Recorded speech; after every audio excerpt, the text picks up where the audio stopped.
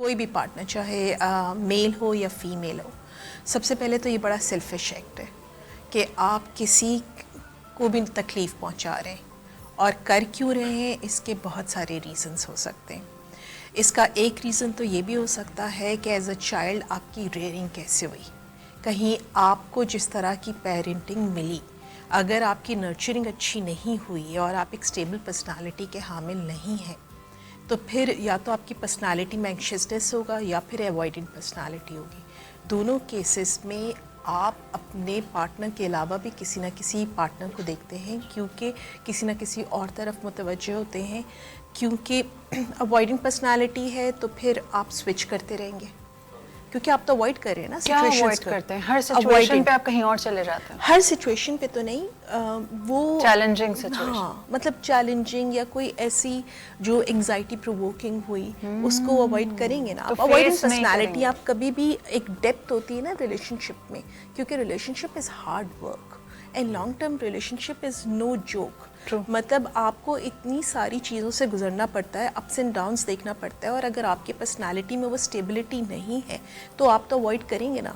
आप ख़ुद भी किसी को आप देखेंगे, कुछ लोग होते हैं जो करीब बहुत ज़्यादा आपको लगेगा, आप बहुत अच्छे दोस्त होने के बावजूद उस तरह के डेप्थ नहीं है रिलेशनशिप और में, कनेक्ट नहीं फील करते। हाँ, एक ये पर्सनालिटीज़। दूसरी, आप अगर एंग्शियस पर्सनालिटी है, एंग्शियस है, हाँ, अगर आप एंग्शियस है, दोनों केसेस में ये होता है कि आपकी रेयरिंग कैसी हुई, आपकी नर्चरिंग कैसे हुई, आपकी पेरेंटिंग कैसी हुई है।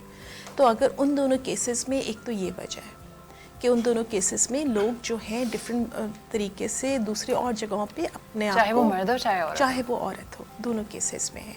इसके अलावा अगर निगलेक्ट है रिलेशनशिप में, चाहे वो मर्द निगलेक्ट हो रहा है, चाहे वो औरत निगलेक्ट हो रही है, फुलफिलमेंट नहीं है। हाँ, मतलब अगर मैं एक रिलेशनशिप में, कोई भी है, अगर कोई खातून है जो एक रिलेशनशिप में है अपने हस्बैंड के साथ, तो वहाँ पे हस्बैंड उनको टाइम नहीं दे रहा, उनको तवज्जो नहीं दे रहा, उनको अप्रिशिएट नहीं कर रहा, उनकी जो भी एक कम्युनिकेशन होती है उस तरह की नहीं है, इमोशनल नीड्स नहीं फुलफिल हो रही, तो वो कहीं ना कहीं तो और जाएगी ना। फिर वो कुछ ना कुछ, ज़रूरी नहीं है जाए, आई एम नॉट सेइंग कि वो जाएगी, लेकिन ऐसा होगा। इसी तरह मेल्स के साथ भी है, जब वो निगलेक्ट फील करते हैं तो फिर वो भी, उनके भी चांसेस हो जाते हैं कि वो इस तरह का करें। अब सेल्फिश बिहेवियर तो है ही है। सेल्फ इस्टीम अगर आपकी लो है, अगर आपको एक कुछ ना कुछ अपने आप को फील कराना है कि मैं कुछ हूँ, आई एम समथिंग, तो ये जो है ये आपको एक देता है एक। तो इस तरह की बहुत सारी चीज़ें हैं जिसकी वजह से हो सकता है। अच्छा, मेल और फीमेल में थोड़ा फ़र्क है। मेल्स जो हैं वो ज़्यादातर फ़िज़िकल नीड्स की तरफ वजह से अट्रैक्ट होते हैं कि अगर उनको लगे, जब भी उनके लिए उनकी definition of infidelity is physical, कि हाँ, इसलिए वो समझते हैं, जस्टिफाई भी कर देते हैं कि मैं तो कुछ भी नहीं, बस ऐसे ही था, आई जस्ट डिड इट, ठीक है। और अक्सर उनके लिए वो फ्लिंग होता है, हाँ, परमानेंट नहीं होता। हाँ, क्योंकि देखिए बहुत सारी जगहों पे सिचुएशनल फैक्टर्स भी हो सकते हैं कि आप कहीं दोस्तों के साथ थे या कहीं ऐसी जगह पे थे कि आप किसी क्लब में हैं या कहीं पे हैं, आप बहक गए, दोस्तों के साथ थे, कुछ कर लिया, कोई ऐसा मोमेंट आ गया, जब भी वो कहते हैं ना वीक मोमेंट, हाँ, कि आपका इम्पल्स कंट्रोल है, एक सेल्फिशनेस और दूसरा impulse control. If you do not have a good impulse control, then there is a very high chance कि आप बहकेंगे भी। वो मोमेंट ही तो होता है, आप रोक लें या आप बह जाएं, ठीक है। तो उसमें मर्दों का ज़्यादातर फिज़िकल नीड्स की वजह से होता है, इसलिए वो टेम्परेरी भी होता है, ख़त्म भी हो जाता है। फीमेल्स का इमोशनल नीड होती है और वो ज़्यादा डेप्थ होती है कि फीमेल्स को जब निगलेक्ट या उनको लग रहा है मेरी कम्युनिकेशन नहीं हो रही, because female is a communication being, वो ज़्यादा बात करती है, वो शेयर करती है, उस तरह से रेसिप्रोकेट नहीं होता, तो वो कहीं ना कहीं एक जो गैप है उसके अंदर, कोई भी अनमेट नीड है उसकी, तो वो कहीं ना कहीं कुछ ना कुछ ढूंढ रही होती है। और फिर इसी तरह दोस्ती से स्टार्ट होता है, फिर वो बढ़ता रहता है और फिर कब कहाँ पे कुछ हो जाए कुछ नहीं सही।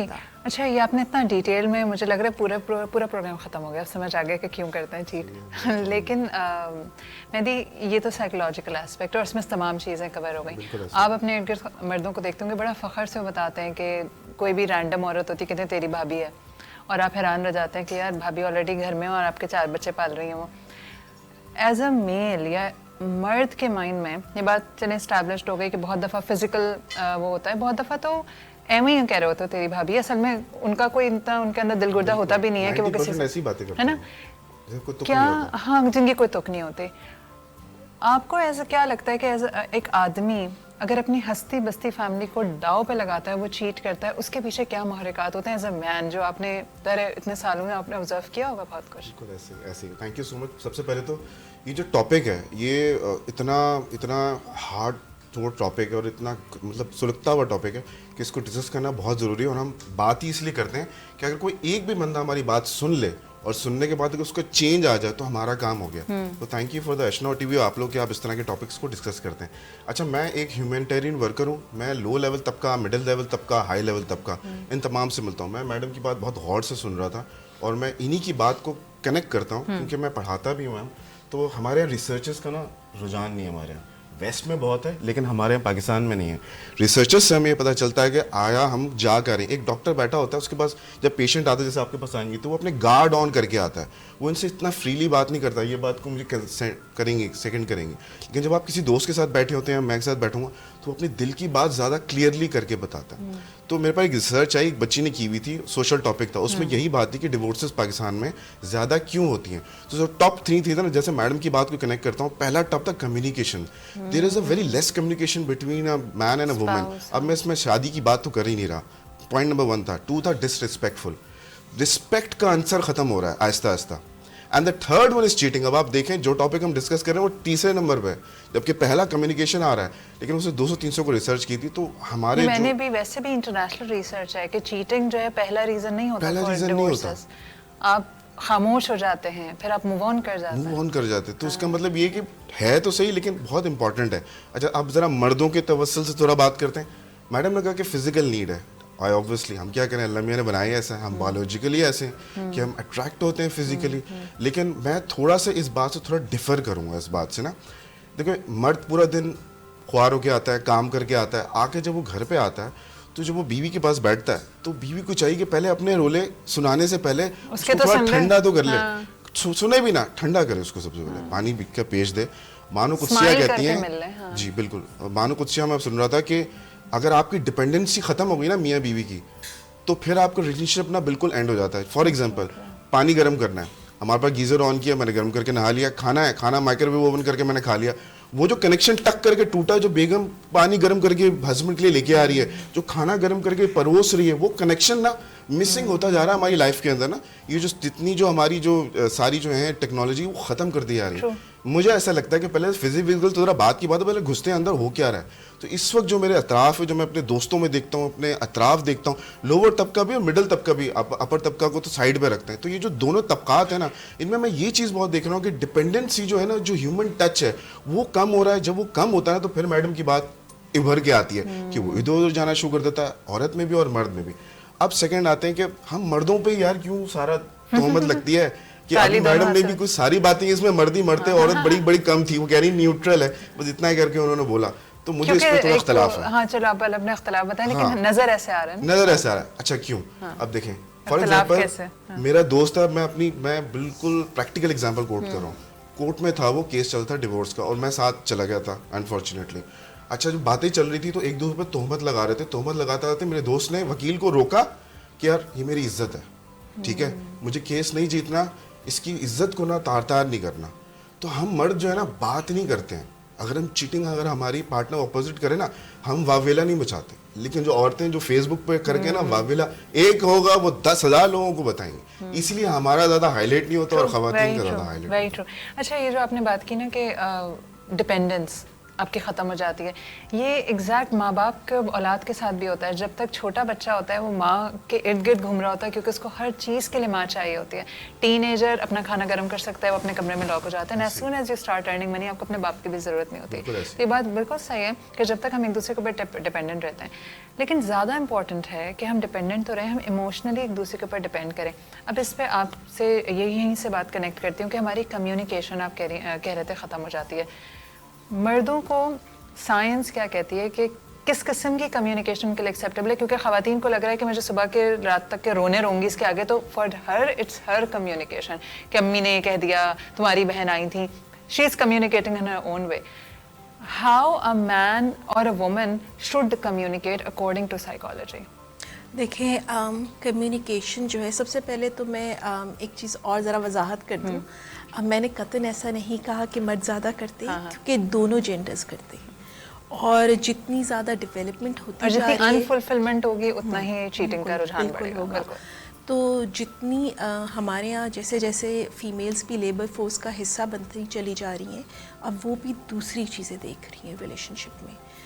जो आपके भी पॉइंट में इसमें थोड़ी सी आंसर मैं करूँगी और फिर अलग से भी करूँगी कि अब जो है, जब वो शादी को या मैरिज को देखती हैं तो उनको भी उसमें फुलफिलमेंट चाहिए, उनको जो है कोई ख्याल रखने वाला चाहिए, कोई दोस्त चाहिए, कोई उनकी जैसे होता है ना रिस्पेक्ट, ये सब चीज़ें वो भी देख रही हैं. दोनों में हो गया ना, कम्युनिकेशन, रिस्पेक्ट एंड देन. पहले जो था, जब ख़वातीन इतना हिस्सा नहीं थी, तो वो एक उनके लिए मैरिज एक व्हीकल की तरह थी जिसमें उनका एक निज़ाम चलता था कि बच्चे हैं, घर है, आइडेंटिटी है. अब आप देखें, अब जो है, जो वर्किंग वुमेन है, उनकी अपनी एक आइडेंटिटी इस्टेब्लिश हो रही है. और जिस तरह अपॉर्चुनिटीज़ मर्दों के बहुत है, इसी तरह फीमेल्स के पास बहुत है. और आहिस्ता आहिस्ता उनका भी रेशियो बढ़ता चला जा रहा है. ऐसा नहीं है कि मर्दों का ही है. बस बात यही है ना, इम्पल्स कंट्रोल की जो हमने बात की. तो आप मुझे बताएं कि आपको ऐसा नहीं लगता कि ये जो हमारे हाथ में मोबाइल फ़ोन आ गया, ये इतनी सारी जो मैच मेकिंग वेबसाइट्स आ गई, ये ज़्यादा बड़ा कल्प्रिट है, इसने आसानी दे दी हमें? बिल्कुल बिल्कुल ऐसे ही. देखें, किसी भी माशरे के अंदर सोशल मीडिया और मीडिया एक बहुत बहुत अहम किरदार अदा करता है. क्यों? क्योंकि जैसे आज मैं बैठ के अगर बात कर रहा हूँ, तो या तो मैं अपने पर्सनल एक्सपीरियंसेस से आपको बात कर रहा हूँ, या तो मैं मुशाहिदा, मेरा इतना ऑब्जर्वेशन, उससे बात कर रहा हूँ. और सबसे इंपॉर्टेंट सोशल मीडिया या मीडिया जिससे कर रहा हूँ, क्योंकि सब कॉन्शियसली आपके दिमाग में आप कोई ड्रामा देखते हैं. जैसे हमारे यहाँ आम है, चीटिंग कर रहा है, वो उसको कर रहा है, और इंडियन ड्रामे अगर देखते हैं तो उसमें तो कुछ ज़्यादा ही है. तो सब कॉन्शियसली अगर आप नहीं भी करते, तो वो कहीं ना कहीं प्रोग्राम आपके जहन के अंदर हो रहा होता है. और कहीं ना कहीं आपको नित नए तरीके भी बता रहा होता है कि नहीं, ऐसा नहीं, उसने तो इस तरह से बात की थी, ये ज़्यादा वर्क करेगा, ये लाइन ज़्यादा वर्क करेगी. तो वो बहुत ज़्यादा सबकॉन्शियस होता है. अच्छा, आते हैं आपके सवाल की तरफ. देखें, हमारा सिस्टम ना थोड़ा वखरा टाइप का है. होता ये है कि जब हम अपने पार्टनर के साथ बैठे होते हैं, जिसके साथ हम अज़वाजी ताल्लुकात जो हैं हमारे, जिसके साथ हम कनेक्टेड होते हैं, होता क्या है, वक्त के साथ साथ ना एक बैरियर आना शुरू हो जाता है. वक्त के साथ साथ जो इतने सादा काम हो रहे होते हैं, बच्चे अगर हो गए तो बच्चों के इश्यूज़, घर के इश्यूज़, माँ बाप के इश्यूज़, टेंशन, स्ट्रेस, इन सब में वो जो आपस की जो वो खो जाती है. तो अगर फॉर एग्जांपल मैं बात भी कर रहा हूँ ना, तो वो मेरी बात सुन नहीं रही होती है, या अगर वो मेरी बात मुझे कर रही होती है तो मैं उस अप्रोप्रिएट टाइम में उसकी बात नहीं सुन रहा होता. तो वो जो बात सुनने वाली जो टाइम होता है ना, वो आपस में होता नहीं है. तो फिर हमें लगता है यार ये बात तो नहीं सुनी, चलो मैं किसी और को अपनी यही बात सुनाता हूँ. तो जब मैं किसी और के बात सुना, तो वो बड़े इंटरेस्ट लेके तैयार 1 सेकंड के अंदर, हाँ, बल्कि 10 सॉल्यूशन तक करके पेश कर देती है, क्योंकि वो अपनी जिंदगी से तंग बैठी होती है. तो मुझे ऐसा लगता है कि मतलब आपस में जब आप बात कर रहे होते हैं ना, तो वो गार्ड्स इतने ऑन हुए होते हैं कि वो क्लैरिटी, वो कम्युनिकेशन हो नहीं पाती जो हमें दूसरों से मिल जाती है. और यहीं से स्टेम होती है ऐसी है जरूरत किसी और ताल्लुक की.